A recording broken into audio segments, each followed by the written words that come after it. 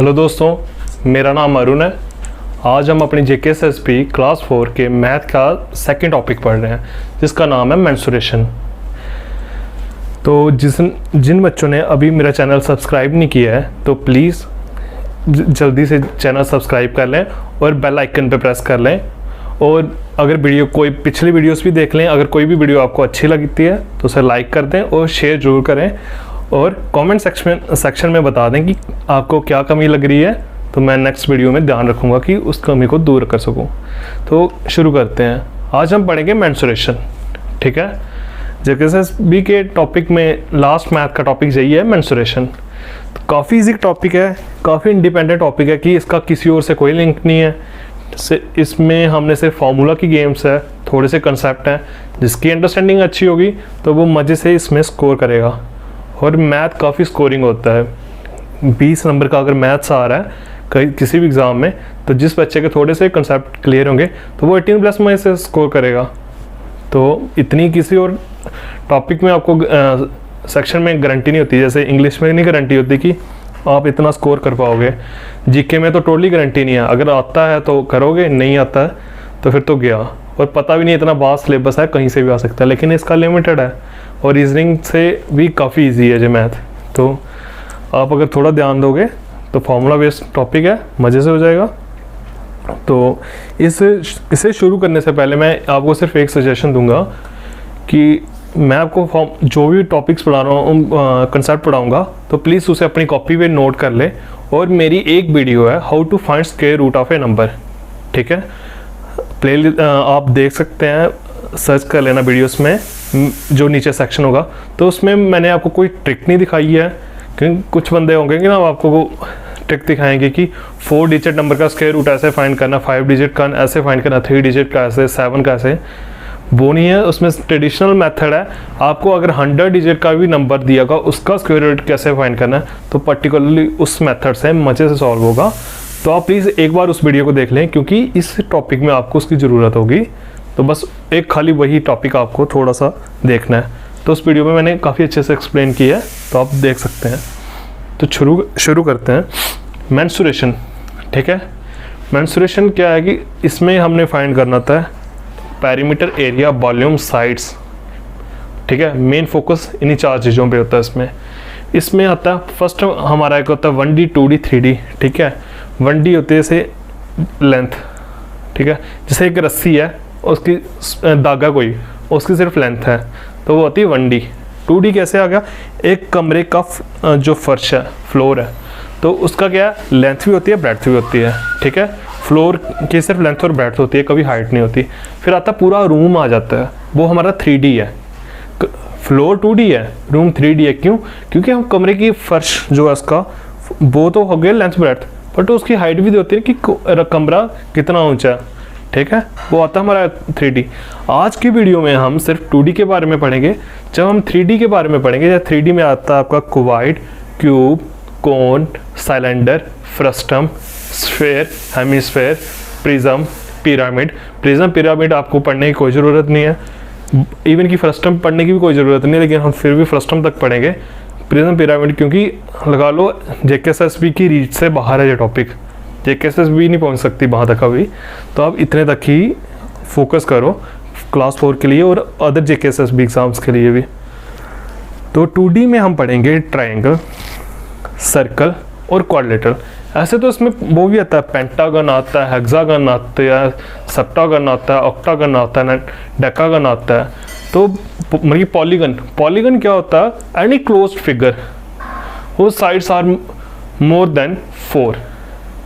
ठीक है, मतलब कोई क्लोज फिगर होगी जिसकी साइड्स 4 से ज़्यादा होगी तो उसे पॉलीगन कहते हैं। जैसे triangle, quadrilateral. Triangle 3 sided figure होती है क्लोज्ड, क्वाड्रिलेटर 4 साइडेड। लेकिन जैसे 5 साइडेड पहुंचते हैं ना, देखो pentagon, hexagon 6 sided, septagon 7 sided, octagon 9 की नैनागन पर नेंटागन होती है, और 10 की डेकागन। ठीक है, तो हर एक वर्ड के लास्ट में GON। ठीक है, और पॉलीगन का क्या था, पॉलीगन। ठीक है, पॉली की जगह हम फिर ऐड कर देते हैं जितनी साइड्स हो, तो हमने सिर्फ क्वाड्रिलेटरल तक देखना है, क्योंकि हमारे सिलेबस के लिए सिर्फ वही इंपॉर्टेंट है, ये 3 टॉपिक, इसके ऊपर की ज़रूरत नहीं है क्योंकि इतनी दूर जेकेएसएस भी नहीं पहुंच सकती अभी। तो ट्रायंगल हम शुरू करेंगे ट्रायंगल से, फिर आज की वीडियो में पढ़ेंगे सर्कल में, उसके बाद हम क्वाड्रिलेटरल को अलग वीडियो बनाएंगे, उसके बाद इनके रिलेटेड क्वेश्चंस करेंगे प्रैक्टिस। आप प्लीज़ नोट कर लेना जो फॉर्मूला कंसेप्ट मैं आपको बताऊं, तो ताकि 2D के बाद हम 3 या 4 वीडियो में 2D को ख़त्म करेंगे। काफ़ी लेंथी वीडियोस होगी और 3D को 6-7 वीडियोस लगेंगे, क्योंकि ये काफ़ी वास्ट टॉपिक है, समझाने में थोड़ा टाइम लगेगा। तो 10 वीडियोस का शायद ये लेक्चर हो और आपको आई होप समझ आ जाए, और मैं अपनी तरफ से ट्राई करूँगा। और प्लीज़ कमेंट सेक्शन में ज़रूर बता देना कि क्या कमी है क्या नहीं, और अगर वीडियो अच्छी लगे तो प्लीज़ शेयर ज़रूर करना। लेकिन ट्रायंगल बचपन से पढ़ रहे हैं सभी, ठीक है। Any close 3 sided figure is triangle, ठीक है। एक ट्रायंगल ले लेते हैं हम, ए बी सी, इस साइड की लेंथ है हमारी ए, इस साइड की हम ले लेते हैं सी, इस साइड की ले लेते हैं बी, ठीक है। तो होता क्या है, अब क्लासिफिकेशन होती है ट्रायंगल्स की, ठीक है। वो एंगल्स के आधार पे क्लासिफिकेशन 3 तरह की ट्रायंगल होती है, साइड्स के आधार पे ट्रायंगल्स 3 तरह की होती हैं, वो भी पढ़ेंगे। पहले हम देखते हैं इसके बेसिक्स। आपको पता है कि ट्रायंगल के 3 एंगल्स होते हैं, ठीक है, एक्स बाई जेड। आपको पता होना चाहिए sum of all angles of triangle is 180 degree, ठीक है। कोई भी ट्रायंगल होगी, कैसी भी होगी, राइट होगी, आइसोसेलियस होगी, ऑब्ट्यूस होगी, स्केलन होगी, इक्विलेटरल होगी, फिर एक्यूट होगी, सबके ट्रायंगल्स का सम हमेशा 180 डिग्री होगा, ठीक, पहला पॉइंट। फिर आपको पता है किसी भी जगह की, अगर मैं बोलूँ जैसे बोर्ड है, इसका भाई पेरीमीटर फाइंड करो, तो पेरीमीटर क्या होता है, perimeter is equal to boundary, ठीक है। बाउंड्री क्या है, बाउंड्री सिर्फ इतनी है भाई, स्ट्रिप्स जो इसकी दिख रही हैं आपको, तो इस बाउंड्री को जब सम करेंगे हम तो वो होगा इसका पेरीमीटर। तो इधर भाई केस है, इसका पेरीमीटर अगर कोई पूछ ले मुझे, ठीक है, तो इसकी बाउंड्रीज क्या है, 3 साइड्स इसकी, which is equal to a and b and c, तो उन तीनों साइड्स का जो सम होगा वो होगी इसकी पेरीमीटर। फिर आता है सेमी पेरीमीटर, ठीक है, सेमी पेरीमीटर, तो वो हमेशा आपका आता है ए प्लस बी प्लस सी अपॉन 2, ठीक है। कोई भी ट्रायंगल होगी उसकी तीनों साइड्स का सम का डिवाइड करेंगे जब 2 से, तो उसका सेमी पेरीमीटर आता है, ठीक है। फिर आता है इसका मेन होता है इसकी साइड्स हो गए, पेरीमीटर हो गया, सेमी पेरीमीटर हो गया, फिर आता है एरिया, ठीक है। उसके बाद हम इसके क्लासिफिकेशंस करेंगे। एरिया, एरिया के इसके 2 फॉर्मूलास हैं, ठीक है। एक तो आता है, आपको पता बचपन से पढ़ रहे हैं, हीनोज फार्मूला। हीनोज फार्मूला क्या कहता है कि s into s minus a to s minus b to s minus c, इसे हम s के एक को लिख लेते हैं, ठीक है। s क्या होता है, semi perimeter, semi perimeter into s minus a, मतलब s into s minus a, s minus b into s minus c, तो वो हमारा आता है एरिया, ठीक है भाई। तो ऐसे करके हम इसका एरिया निकाल लेंगे। लेकिन एक और कंडीशन होती है, जैसे ये ट्रायंगल है, ठीक है, क्या होता है कि इसके एक एल्टीट्यूड ड्रा होता है। एल्टीट्यूड क्या होता है कि ग्राउंड लेवल से जो उसका टॉप होता है उसके बीच जो स्ट्रेट लाइन का डिस्टेंस, लेकिन कंडीशन ये होती है कि जो ग्राउंड होता बेस होता है उससे वो 90 डिग्री एंगल बनाएगा। जैसे हम एग्जांपल लेंगे माउंट एवरेस्ट की। माउंट एवरेस्ट पता नहीं कुछ ऐसी ही होगी, ठीक है। ये इसका ग्राउंड लेवल होता है, जो प्लेन सरफेस है, सी लेवल बोलो, ग्राउंड लेवल, जो भी बोलो आप। तो आपको सभी को पता है कि ग्राउंड माउंट एवरेस्ट की हाइट कितनी है, 8,848 मीटर, ठीक है। लेकिन अगर वो हाइट कैसी है, ऐसे ग्राउंड से वो स्ट्रेट लाइन में होगी, और स्ट्रेट लाइन भी इस तरह होगी कि वो इस पे 90 डिग्री का एंगल बनाती हो, ठीक है। वो चीज़ हो गई। तो जे रही उसकी हाइट जो 8848। लेकिन अगर भाई आप कहोगे कि हाइट जे वाली, तो जे उसकी स्लैंट हाइट लगा लो आप, तो जे तो काफ़ी लंबी होगी, क्या पता कि 12,000 मीटर हो, क्या पता 25,000 मीटर हो, वो मुझे नहीं पता, बट मुझे उसकी हाइट पता है। इसी तरह इसकी हाइट क्या होगी कि किसी भी वर्टेक्स पे बेस से बनाई हुई स्ट्रेट लाइन जहाँ परपेंडिकुलर उसकी हाइट होती है, तो इसे हम हमेशा एल्टीट्यूड बोलते हैं, ठीक है, एल्टीट्यूड। और जिससे भी साइड पे हमेशा एल्टीट्यूड बने, कोई भी साइड हो जिस पे एल्टीट्यूड बन रहा है, उसे हमेशा बेस कहते हैं, ठीक है। तो हम इसे कह देते हैं 1/2 बेस इनटू एल्टीट्यूड, एक फॉर्मूला जे है, ठीक है। तो इन चीज़ों को नोट कर लें। आगे हम पढ़ते हैं इसकी ट्राइंगल्स की क्लासिफिकेशंस, ठीक है, उसके अकॉर्डिंग क्वेश्चंस करेंगे हम, तो उसे समझ लेते हैं। वीडियो को पॉज करके, या आप जैसे भी अगर फास्ट हो तो दोबारा देख के नोट कर सकते हैं, पॉज करके या रिवाइंड करके। तो on the basis of class triangle जो होती है वो 2 तरीके से डिवाइड की जाती है, ठीक है। जहाँ तो आप उसे एंगल्स के आधार पे बांट लो, जहाँ उसे साइड्स के आधार पे बांट लो, एंगल्स, ठीक है, साइड्स। एंगल्स के आधार पे अगर आपको कहता है तो भाई 3 तरह की आ जाती है, एक्यूट, राइट, ऑब्ट्यूस। एग्जाम में बड़ी बार पूछा जाता है कि एक्यूट एंगल कौन से होते हैं। एक्यूट एंगल वो होते हैं जो 90 डिग्री से छोटे होते हैं। फिर पूछा जाता है राइट एंगल कौन सा होता है। राइट एंगल वो एंगल होता है जो 90 डिग्री के इक्वल होता है, ठीक है। जो नोट कर लेना जो मैं बोल रहा हूँ, j less than 90, equal to 90, less than 90 और थीटा एंगल है वो 90 डिग्री से छोटा है, थीटा एंगल है वो 90 डिग्री के इक्वल है, थीटा एंगल है वो 90 डिग्री से बड़ा है, ठीक है। तो ऑब्ट्यूस का कौन सा है, जो 90 डिग्री से बड़ा है। एक और आता है हमारा रिफ्लेक्स एंगल। रिफ्लेक्स एंगल वो एंगल होता है जो 180 डिग्री से बड़ा होता है, ठीक है। तो वो तो हमें करने ऐसी कोई ट्राइंगल होती ही नहीं है, क्योंकि आपको पता है कि ट्राइंगल क्या जो सम होता है, sum of all the angles of a triangle is always equal to 180 degree. तो अगर रिफ्लेक्स एंगल की कोई ट्राइंगल बनेगी नहीं, क्योंकि अगर एक ही एंगल 180 डिग्री से बड़ा हो गया तो बाकी एंगल तो नेगेटिव में थोड़ा ना होंगे। तो बस ये 3 तरह की on the basis of angles, ठीक है। फिर आती है साइड्स, ठीक है। साइड के बेसिस पे आती है स्केलन,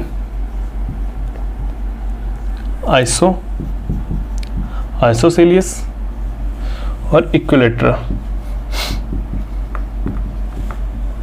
आपको मैंने बोला था कि लेट कर लो कोई ट्राइंगल है, उसकी 3 साइड है ABC। तो स्केलन में क्या होगा, तीनों साइड अनइक्वल होंगी, ठीक है। आइसोसेलियस में क्या होगा, कोई भी 2 साइड इक्वल होंगी, हम ले लेते हैं A और B, न्यूमेरिकली कोई भी 2 वैल्यूज होंगी। और इक्विलेटरल में क्या होगा, तीनों साइड से इक्वल होंगी, ठीक है। ये चीज़ अब आपको मैं इधर देखते हैं पहले एक्यूट। ये रहा एक्यूट एंगल ट्राइंगल। एक एंगल इसका 79 आ रहा है, ठीक है, एक 89 आ रहा है, तो एक हमारा 12 आ रहा है, 7 8 15 16, हाँ ठीक है। इन तीनों का सम 180 डिग्री है। तो लेकिन एक देखो, तीनों एंगल 90 से छोटे हैं। कोई भी ट्राइंगल जिसके तीनों एंगल 90 से छोटे हों उसे हमेशा एक्यूट कहते हैं, ठीक है। फिर आते हैं कोई ट्राइंगल, राइट एंगल कौन सी होती है, जिसके कोई एक एंगल 90 डिग्री के इक्वल हो, और उसका एक कोई भी ट्राइंगल होगी उसका एक ही एंगल 90 डिग्री के इक्वल होगा। कभी ऐसा नहीं होगा, कोई ट्राइंगल ऐसी नहीं है जिसके 2 एंगल 90 डिग्री के इक्वल हो, क्योंकि अगर भाई J 90 है तो सपोज कर लो J भी 90 है, तो तीसरा क्या 0 डिग्री होगा, ऐसा कभी पॉसिबल ही नहीं है। तो इसलिए एक एंगल 90 डिग्री होगा इसका, तो वो होती है हमारी राइट एंगल ट्राइंगल। अब आती है भाई ऑब्ट्यूस की बारी। ऑब्ट्यूस में क्या होता है,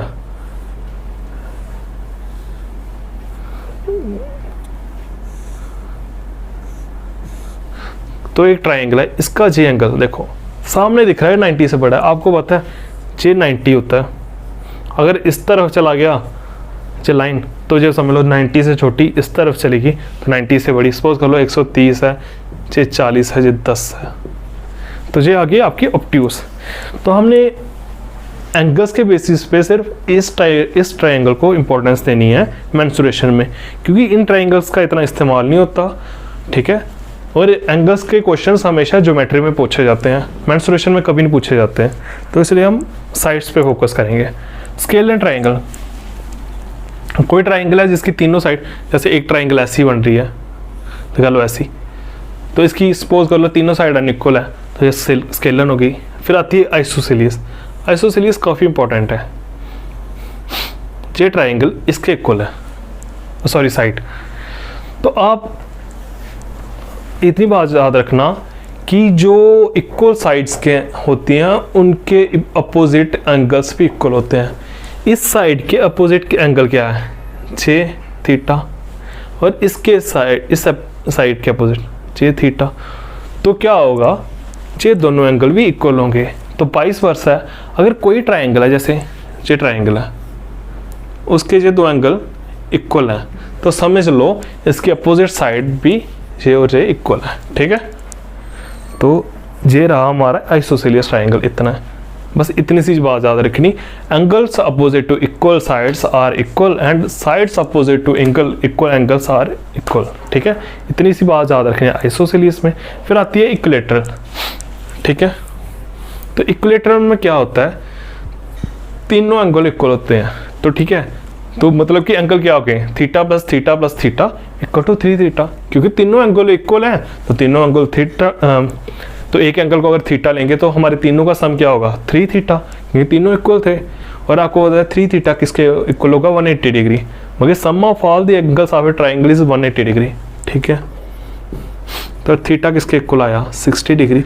तो कहने का मतलब ये है कि all the angles of an equilateral triangle is always equal to 60 degree, ठीक है। और इसका क्या है इक्विलेटरल की, इसकी तीनों साइड्स अपोजिट इक्वल होती हैं, तो ये प्रॉपर्टीज है इक्विलेटरल ट्रायंगल की। इक्विलेटरल ट्रायंगल का एक सिंपल सा फार्मूला है, आपको इसकी एक साइड दी होगी, ठीक है, कोई भी साइड दे दी हो, जैसे 6 सेंटीमीटर, तो आपको बोल देंगे कि भाई इसका पेरीमीटर निकालो। तो भाई सिंपल सी बात है, एक साइड 6 है तो तीनों साइड्स भी तो इक्वल है, पेरीमीटर क्या आ गया, 18 आ गया। और अगर बोलेंगे एरिया, तो सिंपल इसका फॉर्मूला है एक √3.4 ए स्क्वायर, ठीक है। एक साइड कितनी है, 6, तो 6 का स्क्वायर क्या आया, 36, तो 36 को जब 4 से डिवाइड किया 9, मतलब कि एरिया क्या आएगा, 9√3 सेंटीमीटर स्क्वायर, ठीक है। इक्विलेटरल ट्रायंगल को करने का ये तरीका। अब एक लास्ट प्रॉपर्टी है ट्रायंगल की, काफ़ी इंपॉर्टेंट है, उसे देख लें, और उसके बाद हमारा ट्रायंगल के जो बेसिक्स है वो कंप्लीट है। बाकी जो क्वेश्चंस, कोई एक्स्ट्रा टॉपिक होगा, जब मैं इसके क्वेश्चंस करवाऊंगा तो वो मैं आपको बता दूंगा, ठीक है। तो आप फिलहाल आपका फोकस इतना ही होना चाहिए कि बेसिक्स पढ़ो अभी, आज के दिन हम वही पढ़ेंगे, उसके बाद आगे का देखते हैं। कि एक ट्रायंगल है, उसकी 3 साइड हैं ए बी सी, एक कंडीशन होती है कि a plus b is always greater than C and A minus B is always smaller than C। क्या होता है, बड़ी बार एग्जाम में क्वेश्चन पूछा जाता है कि आपको 2 साइड से देंगे, ठीक है, एक दी उन्होंने 5, दूसरी दे दी 7, ठीक है। तो आपको ऑप्शन दे देंगे 9, 12, 13, 17। तो पूछेंगे आपसे कि भाई इनमें से इनकी कौन सी पॉसिबल थर्ड साइड हो सकती है, ठीक है। आप कहोगे कि 6, 8, 10, 12, 14, क्या पता क्या होगी, लेकिन आपको ऐसी 2 कंडीशन सेटिस्फाई, जो भी वैल्यू 2 कंडीशन सेटिस्फाई कर देना तो आपकी साइड वही होगी। एक कंडीशन क्या है, sum of 2 sides is always greater than third side. 2 sides क्या है, 5 + 7, ठीक है। तो ये 2 जो सम है ये हमेशा थर्ड साइड से बड़ा होगा, तो मतलब कि ये सम आएगा हमारा 12, 5 + 7 12, तो मतलब कि जो हमारी थर्ड साइड जो कि सी है वो 12 से छोटी है, ठीक है। तो वो आ गया सीधा 9, ठीक है, आंसर वेरीफाइड। लेकिन अगर बाई चांस ऑप्शन 7 भी दिया होता हाँ सॉरी, ऑप्शन आपको दिया था 2, तो वो 2 दिया था, तो वो भी तो वही हमारा 12 से छोटा था, तो हम इसे भी लेट आंसर कर सकते थे। लेकिन एक और कंडीशन है कि उन दोनों का जो सब्ट्रैक्शन होगी दो साइड्स की, वो छोटी होगी थर्ड साइड से, मतलब कि 7 - 5 इज लेस देन 2, ठीक है, मतलब कि 2 इज लेस देन C, तो मतलब कि जो हमारी थर्ड साइड होगी वो 2 से बड़ी होगी, तो 2 से बड़ी कौन सी आ रही है सिर्फ 9। तो एक बस ये छोटी सी बात ध्यान में रखना, एग्ज़ाम में पूछ सकते हैं, कोई पता नहीं एग्ज़ाम में पता क्या पता एग्जामिनर पूछ ले। तो अब नेक्स्ट टॉपिक करेंगे हम अपना सर्कल। सर्कल काफ़ी अच्छा टॉपिक है, सिंपल से क्वेश्चंस हैं, मतलब स्कोरिंग है यार, मेंसुरेशन। जिस बच्चे को मेंसुरेशन समझ आ गया, जैसे 8 टॉपिक हैं शायद आपके 7 पता नहीं 8 टॉपिक हैं मैथ के, तो इतना तो है कि 4 नंबर का तो मेंसुरेशन ही आएगा। तो जिस बच्चे का बेसिक थोड़ा अच्छा हो गया ना मेंसुरेशन में, तो भाई वो तो स्कोर कर लेगा इसमें सीधे, क्योंकि फॉर्मूला है और थोड़ा सा बेसिक है। सर्कल क्या होता है, एक क्लोज फिगर होती है, ठीक है, जिसकी बाउंड्री इक्वल डिस्टेंस पे हो एक फिक्स पॉइंट से, फिक्स पॉइंट से इक्वल डिस्टेंस पे उसकी बाउंड्री हो। तो फिक्स पॉइंट क्या होता है इसका, सेंटर, ठीक है, सेंटर, बाउंड्री है J, तो इक्वल डिस्टेंस मतलब कि कोई भी पॉइंट हो कहीं भी हो वो इक्वल डिस्टेंस पे होता है। तो भाई क्या होता है, इस डिस्टेंस को क्या बोलते हैं, रेडियस, ठीक है ना, इसे बोलते हैं रेडियस। तो ये रहा हमारी सर्कल की एक, मैं आपको और अच्छे से दिखाता हूँ, इतना शायद आपने बचपन में पढ़ा होगा, इसे रेडियस कहते हैं। तो अब आता है एक डायामीटर। डायामीटर क्या होता है, ए लाइन, एक की ऐसी line which joins the 2 boundary points of a circle, कि सर्कल के बाउंड्री पॉइंट के दो, मतलब कि ये बाउंड्री है ना, इसे ज्वाइन कर सकती है, इधर से ऐसे ऐसे फिर ऐसे फिर ऐसे भी कर सकती है, ठीक है। And also passes through the centre of the circle, कि बाउंड्री पॉइंट्स तो ज्वाइन करेगी पर सर्कल के सेंटर के थ्रू भी पास करी है ना, ये देखो करी है, तो उसे कहते हैं हम डायामीटर, ठीक है। तो डायामीटर हमारा इस पूरी फिगर में देखो, डायामीटर कौन सा है, जे वाला। तो बाकी क्या है, बाकी कॉर्ड है, क्योंकि कॉर्ड की डेफिनेशन क्या है, वो भी 2 बाउंड्री पॉइंट्स को ज्वाइन करती है, लेकिन वो सेंटर से पास करे ना करे वो नहीं पता हमें। और एक स्टेटमेंट आती है which is the largest chord of a circle. Chord की कोई भी सर्कल होगा ना, उसकी सबसे लंबी कॉर्ड क्या होगी, तो वो हमेशा डायमीटर ही होती है, ठीक है। क्योंकि कॉर्ड क्या है, कॉर्ड की डेफिनेशन है कि वो 2 बाउंड्री पॉइंट्स को ज्वाइन करती है, ठीक है। तो ज्वाइन तो कर रही है, अब इसमें ये थोड़ी कंडीशन दी है कि वो सेंटर से ना पास हो, सेंटर से भी पास हो, कॉर्ड को कोई प्रॉब्लम नहीं है। तो इसलिए कहते हैं कि सबसे बड़ी कॉर्ड जो होती है किसी भी सर्कल की, वो हमेशा उसका डायमीटर होता है। तो ये एक कंडीशन है एक। और एक और बात है कि diameter is always equal to twice of radius. क्यों, आपको पता है फिक्स पॉइंट से डिस्टेंस होता है उसे रेडियस बोलते हैं, मतलब कि आर। तो इसे भी तो भाई आर ही कहेंगे, बाउंड्री पे जो जा रहा है वो आर ही हुआ, तो दोनों का सम क्या हुआ, 2r हुआ, मतलब कि ट्वाइस ऑफ रेडियस, बस चेहरा डायमीटर का वो। अब इसमें आता है आपका